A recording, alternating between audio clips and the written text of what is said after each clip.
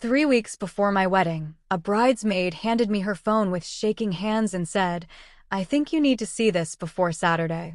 I looked down at a string of messages between my fiancé and my own sister, and in that single second, standing in a dress-fitting room with pins still in the hem of my gown, 6 years of my life quietly ended. My name is Mara Whitfield. I'm 31 now, but back then I was 25, 3 weeks from marrying a man named Grant, and completely unaware that my younger sister, Everly, had been sleeping with him for 4 months. She was 2 years younger than me, the kind of beautiful that made people stop mid-sentence when she walked into a room. I was the one people described differently. Mara's the responsible one. Mara's so serious. I heard it so many times growing up at family dinners that I stopped noticing it was never meant as a compliment. I called my mother that night, sobbing so hard I could barely get the words out. Her first response wasn't comfort. It was a question. "Are you sure you're not misreading the situation?" 3 days later, once the truth was impossible to deny, she sat me down and told me, in the calmest voice I have ever heard a human being use, that maybe this was meant to happen because Everly and Grant just made more sense together. She said I was always so serious, and that Grant probably needed someone lighter. My father sat right next to her and said absolutely nothing at all. Not one word in my defense. That silence taught me more about my place in that family than 25 years of birthdays ever had. I didn't scream. I didn't beg Grant to explain himself, and I didn't confront Everly the way people in movies do, with tears and slammed doors. I packed one suitcase, canceled the venue myself so my mother wouldn't have to deal with the embarrassment, and drove 4 hours to a city where I didn't know a single living soul. I didn't attend my sister's wedding 8 months later. I heard about it the way you hear about your own life happening without you, secondhand, through people who assumed I'd want to know. The dress. The venue. The wedding planning business she launched using her own engagement as the very first client showcase. She built her entire brand on that story. Everly Events, real love, beautifully planned. I read that tagline once on my phone, sitting on a mattress on the floor of a studio apartment I couldn't quite afford, and I laughed so hard I scared myself, because it was either laugh or completely fall apart. For the first year in that new city, I worked 2 jobs just to make rent. I answered phones for a small event design studio because it was the only job I could get, filing contracts, confirming vendor deliveries, things nobody else wanted to do. But I paid attention. I studied every floral invoice, every lighting rental agreement, every clause in a venue contract that could make or break a client's entire day. I stayed late constantly, not because anyone asked me to, but because for the first time in my life, nobody was comparing me to my sister. Nobody called me the serious one like it was a smaller version of a compliment. I was just good at something, quietly, on my own terms, and it belonged entirely to me.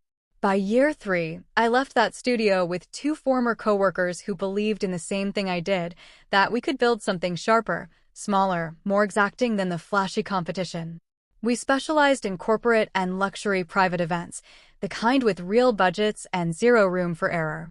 By year 5, we designed the launch event for 2 hospitality brands and a rooftop gala that got picked up by a regional lifestyle magazine. Somewhere in those years, I stopped checking my family's social media entirely. I didn't need to watch the highlight reel of a life they'd built without me in the frame. Then 4 months ago, my phone rang, and it was my mother's number, calling for the first time in over a year. I almost let it go to voicemail. When I finally answered, her voice was different, softer, the exact tone she only used when she needed something from me. "Mara," she said, "Everly's business is in real trouble. I think you might be the only one who can help her." I let the silence stretch so long she had to ask if I was still there. Apparently, Everly's studio had overextended itself chasing bigger, flashier clients than she could actually deliver for. 2 events had gone badly wrong in the same season. A vendor lawsuit. A canceled venue contract. Bad reviews spreading fast in an industry that survives almost entirely on word of mouth. My mother said Everly was devastated and too proud to call herself, so she was calling on her behalf. Then, almost like an afterthought, she added, "Grant's worried too. It's his money in that business as much as hers." I hung up and sat in my office for a long time, staring out at the skyline of a city my own family didn't even know I lived in anymore. I decided I needed to see it with my own eyes before I decided anything. I didn't call ahead. I drove straight to the address listed on Everly's business page, a boutique studio she'd clearly poured money into, exposed brick walls, a wall of dried florals, her name in gold script across the front window. When I walked in, she was hunched over a desk buried in unopened mail, at least a dozen browser tabs open on her laptop, and for a moment she just stared at me like she was looking at a ghost she'd convinced herself would never come back. "Mara," she said, standing up too fast and knocking over a mug of cold coffee. "Mom said she'd call you, but I honestly didn't think you'd actually come." She caught herself, tried again, softer. "You look incredible. You look so successful." "I am," I said, and I let that sentence sit exactly as long as it needed to. She walked me through the damage, the numbers, the lawsuit, the vendors refusing to work with her anymore, a deposit she couldn't refund a client after a venue deal collapsed. Her voice kept catching in that rehearsed way I remembered from childhood, crying just enough to escape trouble without ever fully apologizing for causing it. Then Grant walked in from the back office, and for the first time in 6 years, I was standing in the same room as both of them at once. He looked older, tired in a way that had nothing to do with age. "Mara," he said, something almost pleading in his voice. "We really need someone who knows what they're doing. Someone we can actually trust." I almost laughed out loud at that word. "Let me make sure I understand this correctly," I said, looking between them.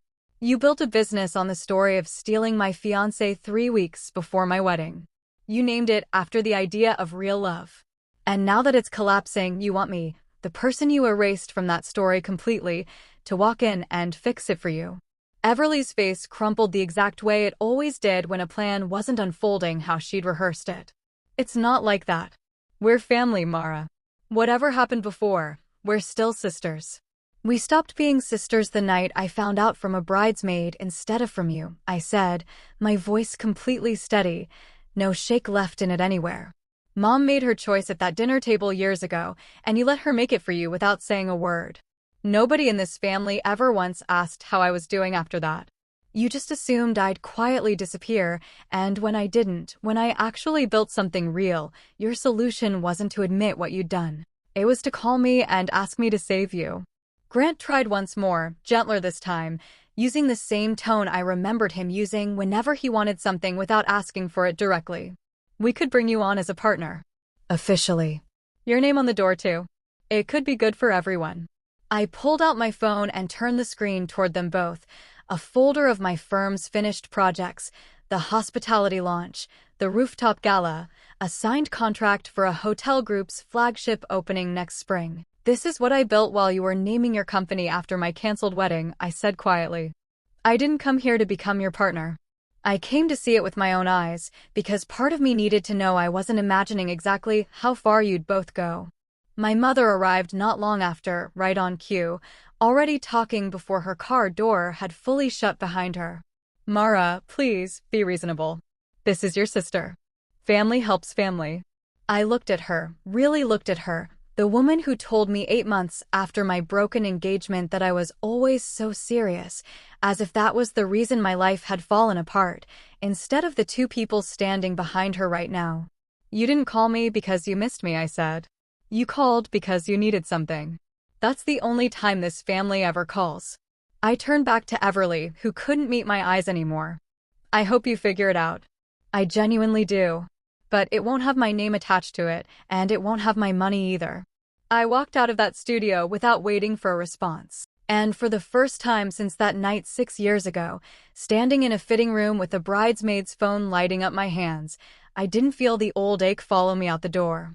I got in my car and, before I pulled away, I watched my mother standing alone on the sidewalk, searching my face the way she used to when she wanted me to fold first.